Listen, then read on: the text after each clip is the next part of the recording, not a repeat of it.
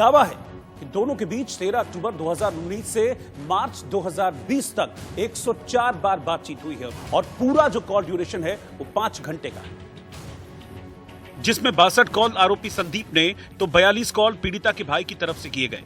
CDR यानी call detail record से पता चला है कि संदीप को पीड़िता के भाई के नाम से एक नंबर से लगातार कॉल गए। ये जो आप देख सकते हैं ये सामने छत है, ये है संदीप के परिवार की, आरोपी परिवार के घर की छत, और सामने ही अगर यहाँ पर देखें तो ये पीड़िता परिवार है, आमने सामने ही बिल्कुल घर है और दिखता है, यानी मात्र 20 से 30 मीटर की दूरी पर दोनों का घर है।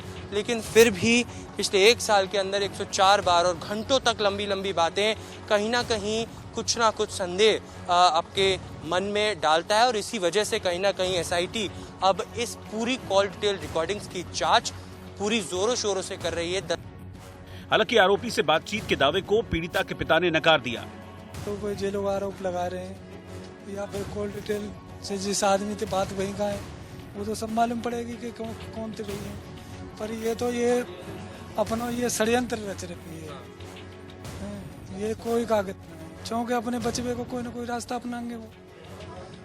हमें तो बेटी को न्याय चाहिए, हमें इंसाफ चाहिए, चौंके जिन लोगों ने मेरे बेटी के साथ में जो बहुत ही दरिंदगी करी का है, हमें उसको न तो जब मतलब हमें मुंह देखना दे, न हमें क्या कहते हैं उसके लास्ट में मुख्य यात्रा न अंतिम संस्कार करोगा समझे, और फिर हमारे ऊपर इतना दबाव बनाया जा रहा है, तो ये कैसे है। वहीं पीड़िता के भाई ने भी इंडिया न्यूज से बातचीत करते हुए दावा किया कि उनके परिवार के किसी भी सदस्य की आरोपी से बात नहीं हुई। साथ ही उन्होंने एक बार फिर से न्याय की गुहार लगाई। बिल्कुल निराधार वो तो है, ये बिल्कुल हमारे साथ इनका कोई ऐसा वो नहीं है संपर्क जो कि हम उनसे बात करते हो फोन पे या ऐसा कुछ नहीं है। ये जो फोन नंबर जो ट्रेस हुआ है वो आप ही का है या फिर आपके? वो नंबर पापा का है, वो मेरा नहीं है नंबर, वो यहाँ पे बहुत पुराना नंबर है, पापा के पास ही रहता है, एक ही फ़ोन है कीपैड का, घर में और किसी के पास रहता ही नहीं है। नहीं देखिए, हमने तो सुप्रीम कोर्ट के जरिए के लिए बोला था कि उनके जो वकील हैं उनके जरिए हो। अभी भी आप ये चाहते हैं कि एक इंडिपेंडेंट इंक्वायरी होनी चाहिए सुप्रीम कोर्ट के फॉर्मर जज के? हाँ देखिए, हमें न्याय मिलना चाहिए, हमारा ये कहने का मतलब है न्याय मिलना चाहिए। हालांकि पीड़ित परिवार के घर से महज चंद कदमों की दूरी पर मौजूद आरोपियों के परिवार ने इन दावों को नकार दिया और चारों लड़कों को बेकसूर बताया। ये गंदी राजनीतिक दल है। हमारे यहाँ स्वराज जीवन जी आए थे, उन्होंने पता नहीं क्या सिखाया, क्या बोला इन्हें, और मंजू दिलेर सांसद की लड़की वो आई, अब उन दोनों की मिली भगत से ये बलात्कार का आरोप लगाया। रीढ़ की हड्डी पता नहीं क्या क्या तोड़वाने की बोला था उन्होंने। लाइव तुमने भी सुना था, सबने सुना था। बाकी पोस्टमार्टम में नहीं आया, मेडिकल में नहीं आया, फॉरेंसिक लैब जांच हुई उसमें भी नहीं आया। ये बात तो क्लियर है। जब ऐसी कोई बात होती तो लड़की सही थी, तुरंत घटना के बाद भी बयान दिया, जिला अस्पताल जाके भी बयान दिया। ऐसा होता तो उसी दिन बयान हो जाते। ये गंदी राजनीतिक दल आए अपनी रोटियां सेकने के चक्कर में ये 3 वापस आती है। इस बीच गांव में पीड़ित परिवार की सुरक्षा बढ़ाई गई है। पुलिस ने घर के बाहर DFMD यानी door frame metal detector machine लगाई है ताकि कोई भी आए जाए तो वो इसी के अंदर से होकर गुजरे। इतना ही नहीं, यहाँ आने वाले हर व्यक्ति का पूरा ब्यौरा नोट किया जा रहा है और पूरे इलाके की तस्वीरें CCTV में रिकॉर्ड हो रही हैं। देखिए, मेटल डिटेक्टर यहाँ पर लगाया गया है। जो भी व्यक्ति यहाँ से गुजरेगा उसको उस मेटल डिटेक्टर के थ्रू पीड़िता के परिवार तक पहुँचना पड़ेगा। अगर मिलना हो तो दूसरी तरफ आप यहाँ पे पुलिस कांस्टेबल देख सकते हैं, इनको पहले नाम और मोबाइल नंबर लिखवाना पड़ेगा, तभी आप आगे यहाँ से बढ़ सकते हैं। रजिस्टर में पूरी रिकॉर्डिंग की जा रही है। CCTV फुटेज आप देख सकते हैं। CCTV कैमरास को आगे इंस्टॉल किया गया है। अगर मैं कैमरा पर्सन को कहूँ कि वो जूम करके दिखाएं तो वहाँ पर भी लगातार CCTV से अब निगरानी रखी जाएगी।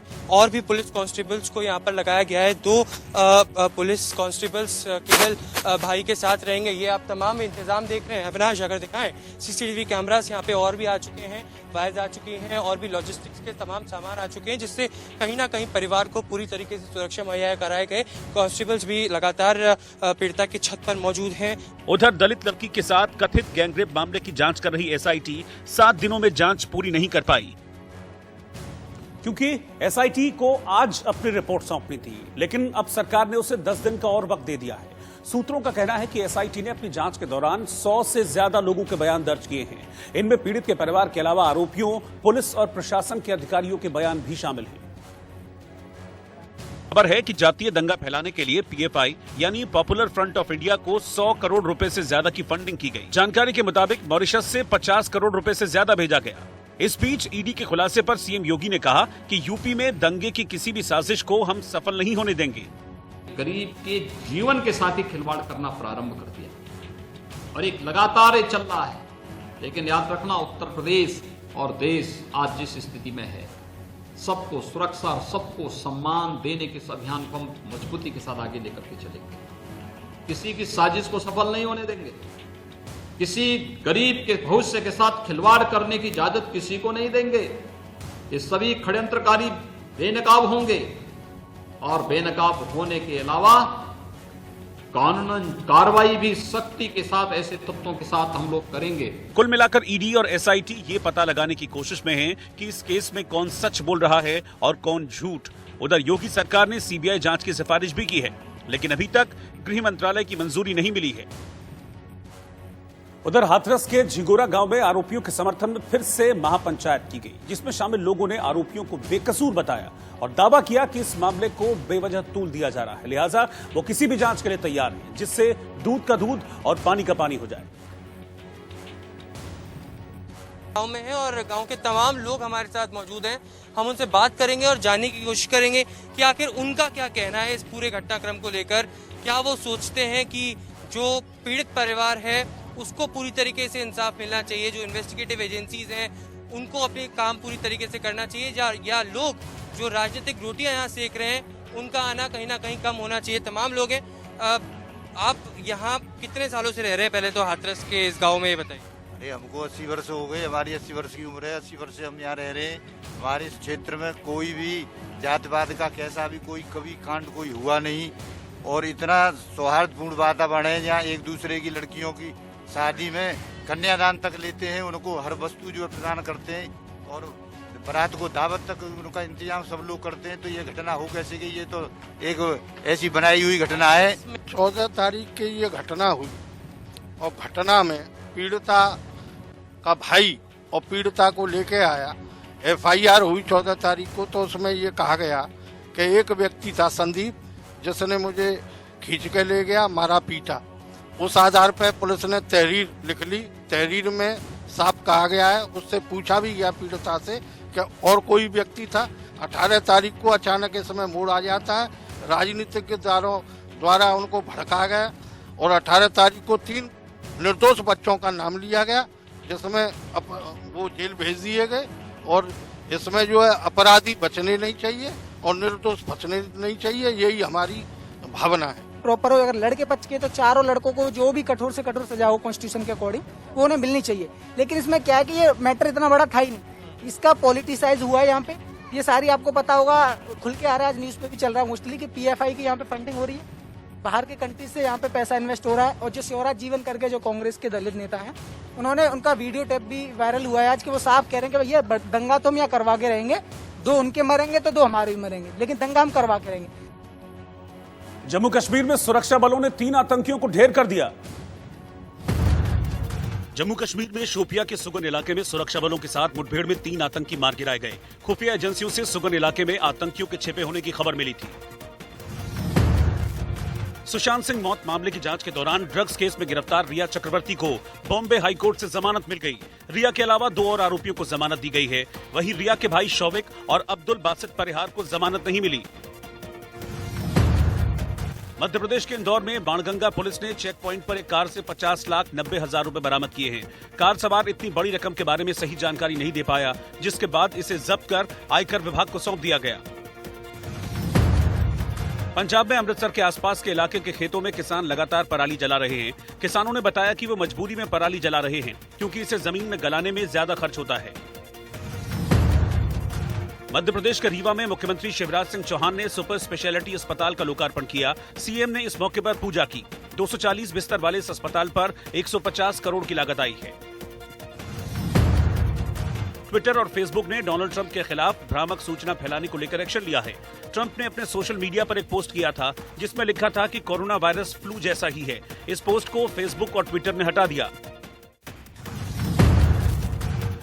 शेयर बाजार बुधवार को अच्छी बढ़त के साथ बंद हुआ। सेंसेक्स 304 अंक उछलकर 39,878 पर बंद हुआ। वहीं निफ्टी 76 अंक ऊपर चढ़कर 11,738 पर बंद हुआ। ड्रग्स मामले में रिया चक्रवर्ती को जमानत मिल गई। रिया के साथ सैमुअल मिरांडा और दीपेश सावंत को भी शर्तों के साथ बॉम्बे हाईकोर्ट ने जमानत दे दी। हालांकि रिया के भाई शौविक की जमानत याचिका को कोर्ट ने खारिज कर दिया। कोर्ट ने कहा कि रिया ड्रग डीलरों के किसी रैकेट का हिस्सा नहीं है। रिया ने पैसे बनाने के लिए किसी को ड्रग्स नहीं दिए, उनका कोई और मकसद भी नहीं था। कोर्ट ने कहा कि रिया का कोई आपराधिक अतीत नहीं रहा, इसीलिए इस बात को मानने की ठोस वजह है कि जमानत पर रहने के दौरान रिया कोई अपराध नहीं करेंगी। जमानत की शर्तों के मुताबिक रिया को अपना पासपोर्ट जमा कराना होगा और मुंबई से बाहर जाने की सूरत में रिया को पुलिस की इजाजत लेनी होगी।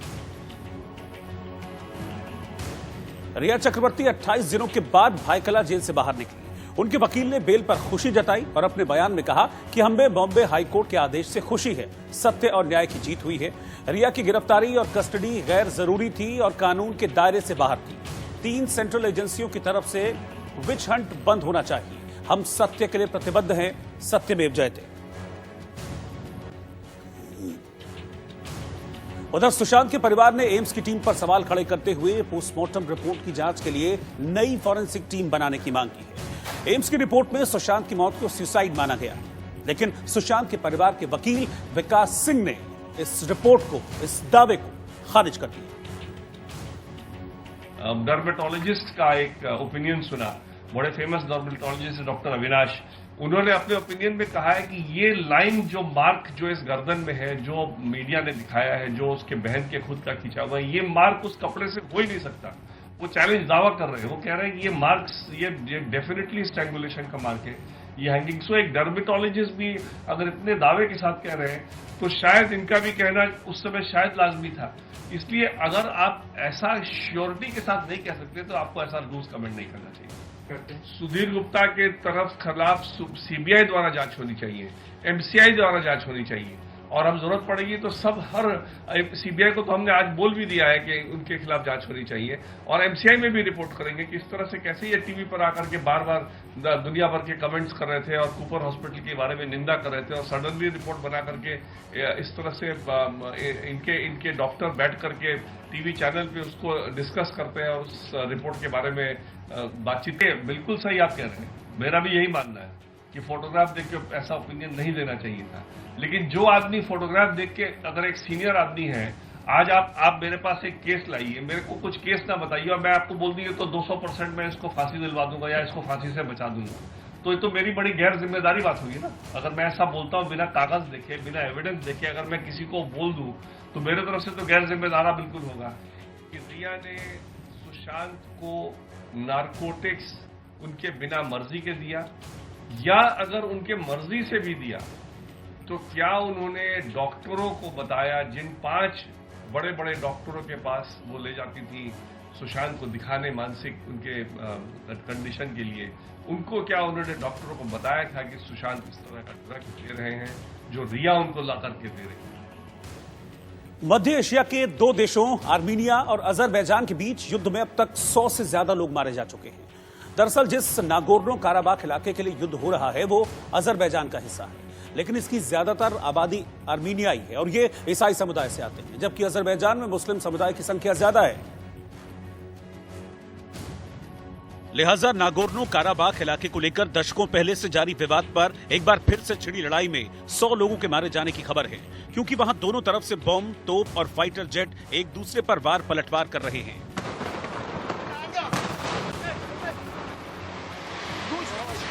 विवाद की जड़ नागोर्नो काराबाख का पहाड़ी इलाका है, जिसे अजरबैजान अपना कहता है। हालांकि 1994 में खत्म हुई लड़ाई के बाद से इस इलाके पर आर्मीनिया का कब्जा है, लिहाजा 1994 में युद्ध विराम के बाद भी वहां गतिरोध जारी है।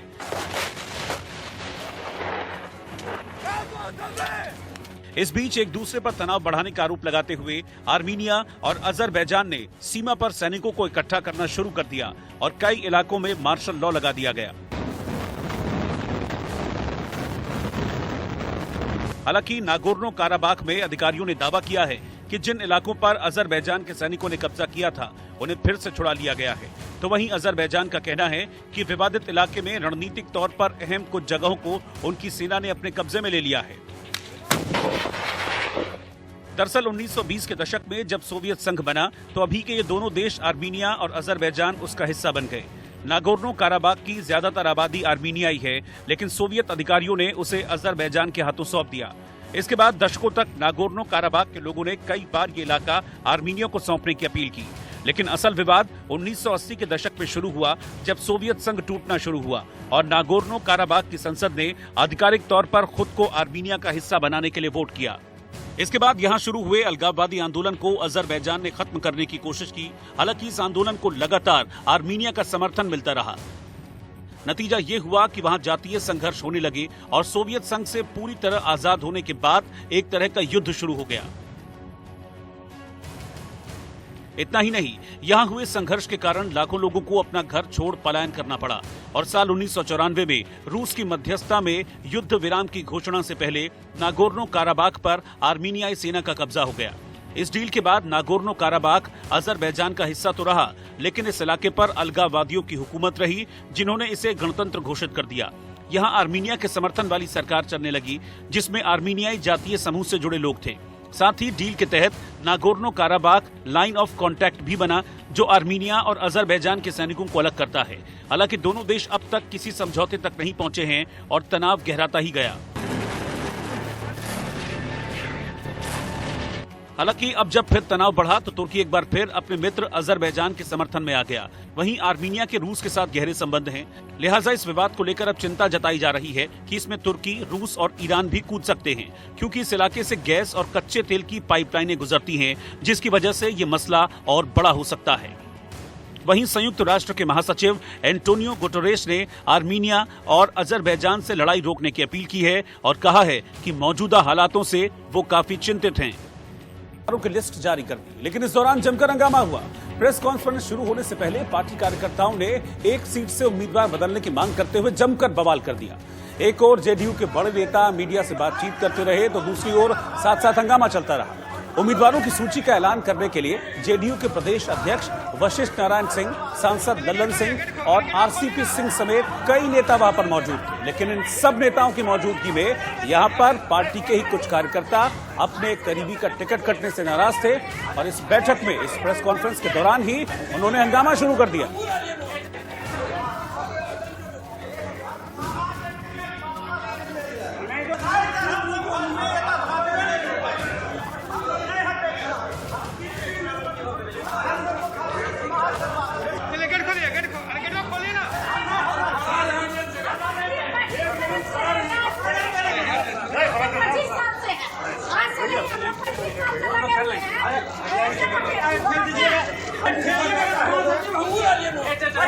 चलिए बार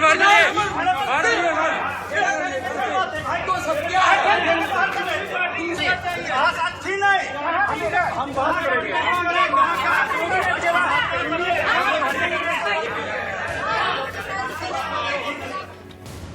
लेकिन इससे ज्यादा चौंकाने वाली खबर यह रही कि जेडीयू की लिस्ट में पूर्व डीजीपी गुप्तेश्वर पांडे का नाम शामिल नहीं हो पाया।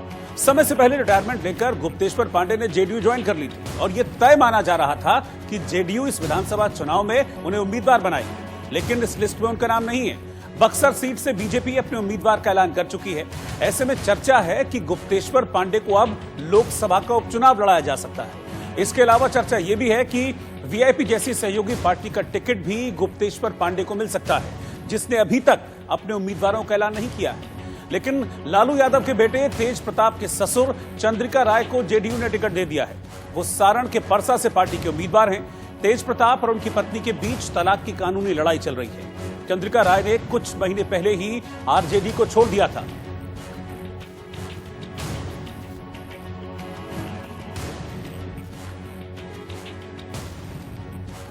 एनडीए से बाहर होकर चुनाव लड़ रही एलजेपी ने चुनावी मुकाबले को बड़ा दिलचस्प बना दिया है। जेडीयू के लिए मुश्किल सिर्फ ये नहीं है कि एलजेपी उसके खिलाफ उम्मीदवार उतारने जा रही है, बल्कि संकट ये भी है कि पासवान की पार्टी बीजेपी के ऐसे नेताओं को उम्मीदवार बना रही है जिन्हें बीजेपी से टिकट नहीं मिल पाया। अब चर्चा ये गर्म है कि बीजेपी ही अपने नेताओं को एलजेपी से टिकट दिलवा रही है और इसे चिराग पासवान और बीजेपी की मिली जुली रणनीति के तौर पर भी देखा जा रहा है। इससे पहले बिहार की एक और नेता उषा विद्यार्थी पार्टी छोड़कर एलजेपी में शामिल हो गईं। बिहार में बीजेपी की उपाध्यक्ष रह चुकी हैं। पार्टी बदलने की वजह साफ तौर पर विधानसभा चुनाव का टिकट है। सब लोग मोदी जी का हाथ मजबूत किए हैं, सब लोग मिलकर, और मैं सिर्फ अपनी जनता के लिए, जनता के प्रति वहाँ पर मैं चुनाव लड़ने जा रही हूँ, जनता के काम के लिए, ताकि मैं विधानसभा में जाकर उनके जनता के लिए सब काम कर सकूं, बस इतना। असल में गठबंधन की वजह से कई जाने माने बीजेपी नेताओं का टिकट कट गया है। ऐसे में तमाम नेताओं को अब एलजेपी में ठिकाना मिल रहा है। इससे पहले बीजेपी के दिग्गज नेता राजेंद्र सिंह एलजेपी में शामिल हो गए थे। सूत्रों के मुताबिक वो दीनारा से विधानसभा चुनाव लड़ेंगे, जहां से जेडीयू ने अपने मंत्री जय कुमार सिंह को टिकट दिया है। यानी बीजेपी के कई बड़े नेता एलजेपी के टिकट पर चुनाव मैदान में होंगे, क्योंकि एलजेपी ने चुनाव के बाद बीजेपी के साथ मिलकर सरकार बनाने का ऐलान कर दिया है। इसीलिए इन नेताओं के पार्टी छोड़ने से बीजेपी को खास परेशानी भी नहीं है। फिलहाल गठबंधन धर्म के तहत बीजेपी ने बागी उम्मीदवारों से पल्ला झाड़ लिया है। इसलिए इसमें कोई भ्रम किसी को नहीं रहना चाहिए, और जैसा देवेंद्र जी ने स्पष्ट किया है, मनाने पर नहीं मानेंगे तो वैसे सारे लोगों को पार्टी से निष्कासित कर दिया जाएगा। इसे कोई कभी मैंने कहा कोई इफ बट नहीं है, कोई कंफ्यूजन नहीं है। पूरी तरह से एनडीए गठबंधन एकजुट है और नीतीश जी के नेतृत्व में बिहार का चुनाव लड़ेंगे। इसलिए कोई अगर रेबेल होकर लड़ता चुनाव तो वह पार्टी से निष्कासित माना जाएगा। लेकिन जानकार मान रहे हैं कि बीजेपी के इस दांव से जेडीयू फंस सकती है। चुनाव में बीजेपी को अपने बागी नेताओं का सामना नहीं करना होगा, लेकिन यही बागी नेता जेडीयू के लिए परेशानी बन सकते हैं। चर्चा ये भी है कि न सिर्फ बीजेपी बल्कि जेडीयू और आरजेडी के भी वैसे नेता जिन्हें टिकट नहीं मिल पाया है एलजेपी में शामिल हो सकते हैं। बड़ी अच्छी बात है, अच्छे अच्छे लोग आ रहे हैं जो सालों साल मेहनत किए हैं, और मान लीजिए जो धरातल पर हमेशा मेहनत किया है, लाइफ अपना लगा दिया, 40 साल की मेहनत की है, उनको अगर किसी कारण से टिकट नहीं मिला तो लोक जनशक्ति पार्टी है, उनका स्वागत करेंगे। एकदम स्वागत कर दिए हम लोग। हालांकि एलजेपी ने साफ किया है कि दूसरे दल के नेताओं से परहेज नहीं है, लेकिन टिकट के लिए पार्टी के नेताओं को ही प्राथमिकता दी जाएगी। एलजेपी ने एनडीए से बाहर होकर चुनाव लड़ने के ऐलान के साथ जेडीयू के लिए चुनौती बढ़ा दी है। सियासी गलियारों में चर्चा है कि एलजेपी के इस दांव से मुख्यमंत्री की कुर्सी नीतीश कुमार के हाथ से छिटक सकती है। आरजेडी ने एनडीए पर तंज कसा है। रात का फसाना कि रात में क्या सब हुआ, जाहिर तौर पर एक साथ थे लेकिन साथ साथ नहीं थे। ये कौन सा नेटवर्क बीजेपी ने विकसित किया है? एक टावर, एक अद्भुत टावर है जहां से 2 मोबाइल नेटवर्क को बीजेपी ऑपरेट कर रही है। एक चिराग जी के साथ बीजेपी है, एक तथाकथित नीतीश जी के साथ भी बीजेपी है। तो ये जो पहली बार मैं बिहार में इस तरह का देख रहा हूँ। अब सुशील मोदी जी कह रहे थे कि तस्वीर नहीं लगाने देंगे। अरे संदेश तो गया। सब लोग, अगर आपके इतने कद्दावर नेता चिराग जी के सिंबल पे, लोक जनशक्ति पार्टी के सिंबल पे लड़ रहे हैं, तो किसे आप मूर्ख बना रहे हैं? बस इतना मैं जान रहा हूं कि कुछ भी कर लें ये लोग, कितनों गलतफहमी पैदा करें, एक अन्य मार्ग में 10 नवंबर के बाद चेहरा बदल रहा है। हालांकि महागठबंधन खुद भी अपने सहयोगियों को संभाल पाने में नाकाम रहा है। महागठबंधन छोड़ चुके मुकेश सहनी एनडीए के हो गए और बीजेपी ने उनकी पार्टी को विधानसभा की 11 सीटें अपने कोटे में से दे दी। मुकेश सहनी की पार्टी वीआईपी एनडीए के लिए ट्रम्प कार्ड साबित हो सकती है और शायद इसीलिए बीजेपी ने मुकेश सहनी की पार्टी को अपने कोटे से न सिर्फ 11 सीटें दी हैं, बल्कि विधान परिषद की भी 1 सीट देने का भरोसा दिया है। हम माननीय मुकेश सहनी जी को अपने साथ गठबंधन का हिस्सा और भारतीय जनता पार्टी अपने हिस्से की सीटों में से इनको देगी, और हमने यह निर्णय किया कि हम इन्हें 11 सीटें देंगे और भविष्य में एक विधान परिषद की सीट माननीय मुकेश सहनी जी को देने का निर्णय भारतीय जनता पार्टी ने अपने हिस्से से किया। मुकेश सहनी ने बड़े ही ड्रामेटिक तरीके से महागठबंधन छोड़ते हुए आरजेडी पर पीठ में छुरा घोंपने का आरोप लगाया था। महागठबंधन छोड़ा तो सन ऑफ मल्लाह को एनडीए ने खुशी खुशी अपना लिया। बेशक सीटों को लेकर थोड़ी खींचतान हुई, लेकिन अब मुकेश सहनी पूरी ताकत के साथ एनडीए में हैं।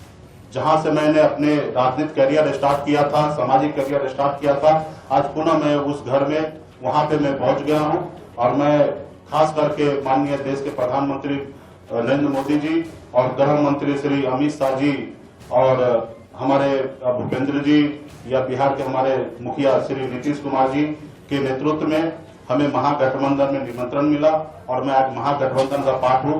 ये काफी हमारे लिए और हमारे यहाँ के पिछड़ा समाज के लिए खुशी की बात है। बिहार में जातीय समीकरण के हिसाब से मुकेश सहनी की अहमियत है। नाविकों की मल्लाह, सहनी, निषाद और बिंद जैसी जातियां हैं और करीब 5% मतदाता हैं। बिहार में इन जातियों का कोई बड़ा नेता नहीं रहा है। मुकेश सहनी ने 2014 में अपनी राजनीतिक सक्रियता दिखाई और बीजेपी के लिए प्रचार किया। बाद में वो वीआईपी पार्टी बनाकर महागठबंधन के साथ हो गए। 2019 के लोकसभा चुनाव में खाता नहीं खोल पाए, लेकिन जानकार मान रहे हैं कि विधानसभा चुनाव में कई सीटों पर मल्लाह समुदाय का वोट निर्णायक साबित हो सकता है। उत्तर प्रदेश में अपनी मांग को लेकर किसान पानी की टंकी पर चढ़ गए। उत्तर प्रदेश में लखीमपुर खीरी के गोला की मंडी समिति में किसान अपनी मांग को लेकर पानी की टंकी पर चढ़ गए।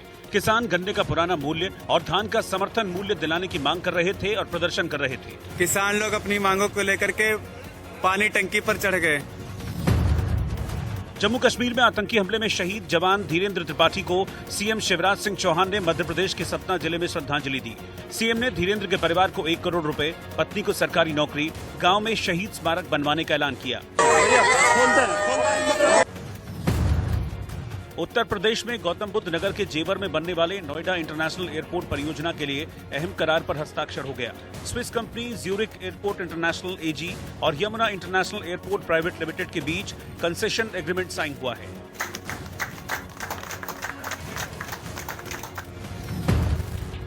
उत्तर प्रदेश में हमीरपुर के मौदहा कोतवाली कस्बे में सफाई कर्मियों और सफाई नायक के बीच मामूली विवाद में लड़ाई हो गई।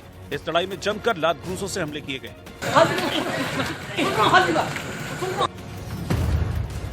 अमेरिका के राष्ट्रपति चुनाव के लिए 15 अक्टूबर को दूसरी प्रेसिडेंशियल डिबेट होने वाली है। इसके लिए डेमोक्रेटिक उम्मीदवार जो बाइडेन ने एक शर्त रखी है। जो बाइडेन ने कहा कि जब तक ट्रंप संक्रमण से पूरी तरह बाहर नहीं आ जाते, तब तक वो बहस में हिस्सा नहीं लेंगे। विरोध प्रदर्शन के लिए किसी सार्वजनिक जगह पर या सड़क पर अनिश्चितकाल के लिए कब्जा नहीं किया जा सकता।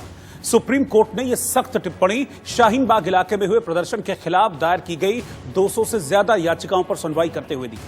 कोर्ट ने कहा कि लोगों के आने जाने के अधिकार को रोका नहीं जा सकता और साफ किया कि विरोध के अधिकार के साथ आने जाने के अधिकार का संतुलन होना चाहिए। सीएए और एनआरसी के विरोध में शाहीन बाग रोड ब्लॉकेज मामले पर जो मैंने सुप्रीम कोर्ट में याचिका डाली थी, उस पर आज सुप्रीम कोर्ट ने अपना फैसला दे दिया है। दिल्ली के शाहीन बाग इलाके में नागरिकता कानून के खिलाफ चले प्रदर्शन में करीब 100 दिनों तक सड़क बंद रही थी, जिसके खिलाफ सुप्रीम कोर्ट में कई याचिकाएं दायर की गई थी। सुनवाई करते हुए कोर्ट ने सख्त लहजे में कहा था कि सार्वजनिक बैठकों पर कोई रोक नहीं लगाई जा सकती, लेकिन इन्हें तय स्थानों पर ही आयोजित किया जाना चाहिए। लोगों के आने जाने के अधिकार पर अनिश्चितकाल के लिए रोक नहीं लगनी चाहिए। ये सुप्रीम कोर्ट के तौर पे बड़ा फैसला आया है, क्योंकि देश भर में जितने सारे प्रदर्शन हो रहे हैं उनके लिए रूल्स एंड रेगुलेशंस आज सुप्रीम कोर्ट ने तय कर दिया है। और सुप्रीम कोर्ट ने अधिकारियों के लिए भी कहा है कि अगर कोई भी तरह का प्रदर्शन हो जो कि आम नागरिकों को परेशानियों का सामना करना पड़े या जो डे टू डे रूटीन है उसमें अगर हॉल्ट आता है तो अधिकारी उस पे एक्शन ले सकते हैं और सुप्रीम कोर्ट या हाई कोर्ट का फैसले का इंतजार ना करे। नागरिकता कानून के खिलाफ हुए धरना प्रदर्शन को सड़क से हटाकर कहीं और ले जाने के लिए सुप्रीम कोर्ट ने भी कोशिश की थी और बातचीत के लिए 2 वरिष्ठ वकीलों को भेजा था, लेकिन कोई रास्ता नहीं निकला था। याचिकाओं पर फैसला सुनाते हुए कोर्ट ने कहा कि मध्यस्थता की कोशिश का कोई पछतावा नहीं है। कर लिया है। बड़ी खबर आपको बता रहे हैं, नागालैंड मणिपुर के राज्यपाल रहे हैं अश्विनी कुमार। शिमला में अपने घर में फांसी लगाकर जान दे दी। सीबीआई के डायरेक्टर रह चुके हैं अश्विनी कुमार और फांसी लगाकर उन्होंने जान दी है। आत्महत्या के पीछे क्या वजह रही है, इसका फिलहाल खुलासा नहीं हो पाया है। आपको साथ ये भी बता दें कि अश्विनी कुमार नागालैंड और मणिपुर के राज्यपाल भी रह चुके हैं, सीबीआई के डायरेक्टर रह चुके हैं और अपने ही घर में शिमला में अपने घर में फांसी लगाकर अश्विनी कुमार ने जान दे दी है। अब इस आत्महत्या के पीछे क्या वजह है, इसका कारण जानने की कोशिश कर रही है, जांच की जा रही है। बड़ी खबर इस वक्त की आपको बता रहे हैं, सीबीआई के पूर्व डायरेक्टर और नागालैंड और मणिपुर के पूर्व राज्यपाल अश्विनी कुमार ने सुसाइड कर लिया है। अपने घर में फांसी लगाकर उन्होंने आत्महत्या कर ली है। शिमला में उनका घर है जहां पर फांसी लगाकर अश्विनी कुमार ने आत्महत्या कर ली। और 8 अक्टूबर यानी कि कल गाजियाबाद के हिंडन एयरबेस पर एयरफोर्स अपना 88वां स्थापना दिवस समारोह मनाएगी। लेकिन इस बार मौका बेहद खास है, क्योंकि अब की बार एयरफोर्स के बेड़े में रफेल को भी शामिल किया गया है, जो अपने आप एक अलग सी ताकत का एहसास कराएगा। जानकारी के मुताबिक इस बार हिंडन एयरफोर्स परेड में 19 फाइटर जेट, 7 मालवाहक एयरक्राफ्ट और 19 हेलीकॉप्टर सहित कुल 56 एयरक्राफ्ट हिस्सा लेंगे। वहीं परेड के दौरान रफेल, जैगुआर के साथ विजय भी उड़ान भरेगा। इसके अलावा सुखोई, मिग, मिराज और तेजस भी अपने करतब दिखाएंगे। इतना ही नहीं, हेलीकॉप्टर्स में एमआई, अपाचे, चिनूक, चेतक और चीता अपने हैरतअंगेज कारनामों से आपको दांतों तले उंगली दबाने पर मजबूर कर देंगे। जबकि ट्रांसपोर्ट एयरक्राफ्ट में C-130J, C-17 ग्लोब मास्टर जैसे विमान शामिल हैं। इधर इंडियन एयरफोर्स के 88